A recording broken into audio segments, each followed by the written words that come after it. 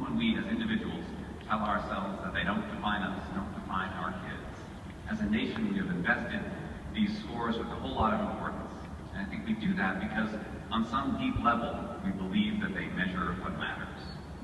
But the educators and the scientists who I wrote about in this book have identified this very different set of skills that they say matter at least as much as IQ, and quite possibly more so. The list includes things like grit and curiosity, conscientiousness, self-control, optimism. If you ask an economist, they'll tell you this is a list of non-cognitive skills. That's their term. Psychologists often call them personality traits. Neuroscientists like the term executive functions. And educators, I think, often refer to them as character strengths.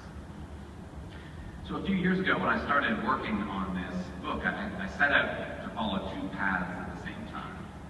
First of all, I spent a lot of time reporting on people who were working directly with children, trying to help them succeed. So that meant a lot of educators, but also mentors and pediatricians. And then I spent a lot of time reading the research in all of these fields, in neuroscience, in psychology, in economics, trying to understand just what we knew about how children succeed. Something else happened just as I was starting my reporting that changed my perspective on these questions somewhat, which is that my wife and I had our first child. Our son, Ellington, is now 4.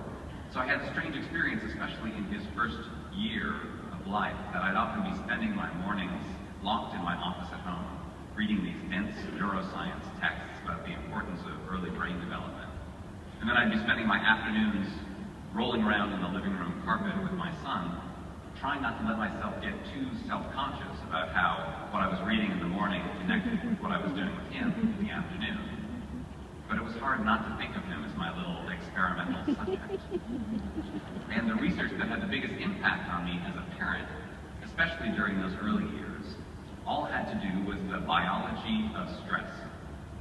And the person who guided me through that more than anyone else was a pediatrician in San Francisco named Nadine Burke Harris. And Nadine was especially valuable to me as a source and as a subject for a couple of reasons. First of all, she's a medical doctor and I'm a journalist. And she and I were both getting interested in this research on stress at about the same time, so she could explain to me what these papers said. But even more than that, I found myself drawn to her personal story. Nadine grew up in relative affluence. She's the daughter of Jamaican immigrants who grew up in Silicon Valley. She went off to medical school and then to the Harvard Graduate School of Public Health. And then she came back to San Francisco, and as a pretty young woman, she did this rather daring thing, which is that she started her own pediatric clinic, the first one of its kind in the poorest neighborhood in San Francisco, a neighborhood called Bayview Hunters Point. And first, Nadine, thought she had all the answers to every question. She was doing exactly what you're supposed to do as an inner-city pediatrician. She was improving the immunization rates for her patients. She was giving them the medicines they needed when they got sick. But as time went on, she found herself increasingly haunted by this sense that what was really making her patients sick were things that she couldn't possibly immunize them against. It was the stress and the trauma, the noise and the violence and the chaos that surrounded them every day. The way she put it to me is that she often felt more like a battlefield surgeon than like a primary care physician, just patching these kids up and sending them back into a war zone. And the frustration that she felt made her want to understand better what was really going on in the lives of her young patients. So she started to read this research in stress and trauma. She found this one study about the long-term effect of childhood trauma that really changed her perspective on her work, and in fact, it really changed her life. This study finds that if you take any group of adults, the ones who have experienced significant amounts of trauma in childhood have heart disease rates that are twice as high as normal.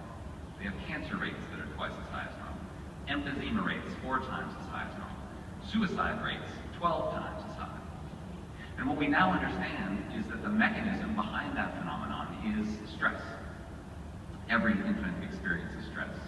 The baby gets sad or scared or lonely. She cries and wails. And then usually somebody picks her up and holds her and comforts her. And for most babies, this is actually a positive experience, this cycle. The stress response system is in many ways like a muscle, and it needs this kind of regular exercise in order to develop.